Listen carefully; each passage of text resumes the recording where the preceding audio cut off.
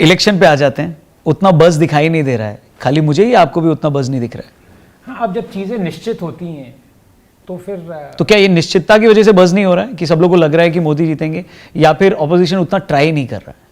क्या कारण? तो ये ऑपोजिशन क्या है मुझे ये समझ में नहीं आया। Define opposition. यस, ये दे ऑपोजिशन, मैंने पहले ही एग्जांपल आपको दे दिए। It is not working in national interest. जो ऑपोजिशन कहे कि एनोनिमस इलेक्टोरल बॉन्ड एक स्कैम है और उससे ही हज़ारों करोड़ रुपए ले, जो ऑपोजिशन कहे कि FCRA का वायलेशन किया आपने और उसको अमेंड करे उसी एक्ट को कि आप वायलेशन से बचें, जो ऑपोजिशन ये कहे कि अदानी करप्ट है, लेकिन जब उनकी सरकार थाउजेंड्स ऑफ करोड्स का बिजनेस अदानी से करे, while saying Adani is corrupt.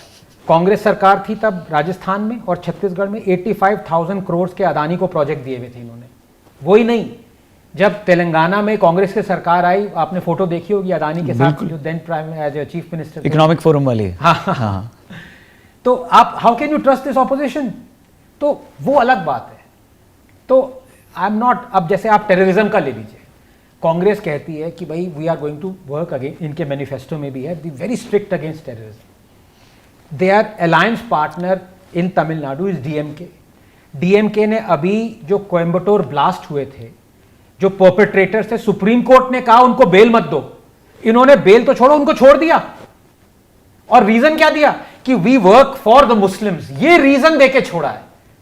मतलब छोड़ना इंपॉर्टेंट नहीं है, दर्शाता क्या है, रीजन क्या दे रहे हो आप कि यार please don't accuse us of not working for minorities, we are acquitting और लीविंग रिलीजिंग मुस्लिम टेररिस्ट।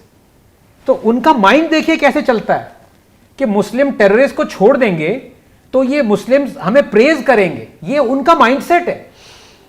और पर BJP is considered as anti Muslim, but DMK को सपोर्ट कौन कर रहा है? राजीव गांधी के किलर को पब्लिकली उस पर जो अंग वस्त्रम और शॉल चढ़ाया, फेलिसिटेट किया स्टालिन ने राजीव गांधी के किलर को, और कांग्रेस चुप, राहुल गांधी चुप रहे।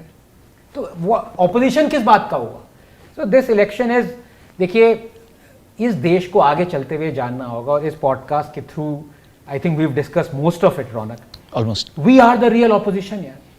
बट डिफरेंस ये है कि हम सड़क पे नहीं उतरते, हम पार्लियामेंट में, हमारी कोई आवाज़ नहीं है, पॉडकास्ट के थ्रू है, सोशल मीडिया के थ्रू है, हम वो इश्यूज लाते हैं जो गवर्नमेंट को एक्ट करना चाहिए, हिंदू इंटरेस्ट पे, इकोनॉमिक इंटरेस्ट पे, सारे इंटरेस्ट पे एक एक चीज़ लेके आए हम जी, बेबाक।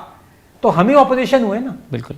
लेकिन वही है, हमें पावर नहीं है चेंज करने की, तो अब वही है, भगवान भरोसे धीरे धीरे होगा चेंज।